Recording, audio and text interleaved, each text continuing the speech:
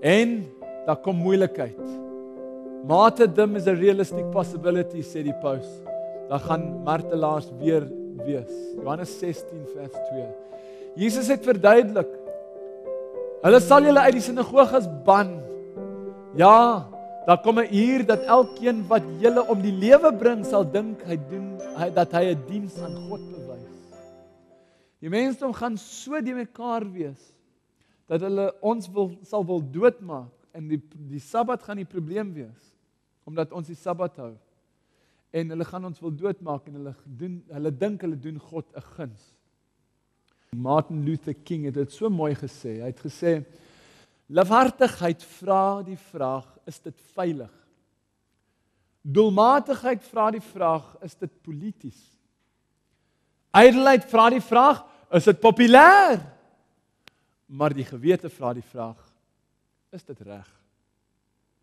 En daar kom 'n tyd wanneer 'n mens 'n stand moet inneem, wanneer dit nie veilig is nie, ook nie polities nie populêr is nie, maar mens moet dit neem omdat dit reg is.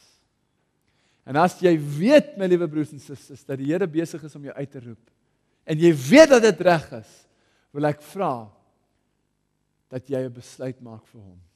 Die Here is besig om sy mense, sy Israel bymekaar te roep. Die Christendom is besig om die Sabbat te ontdek weer. En elkeen op sy eie word uitgeroep. En dit sê so mooi in Efesiërs 4 vers 4 en 5.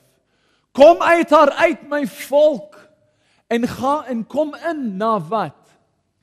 Een liggaam, een gees, een hoop, een Here, een geloof, een doop. Tel saam met my. Hoeveel is daar? 1, 2, 3, 4, 5, 6. 6 en 1. Daai verhouding sal daar wees, my liewe broers en susters.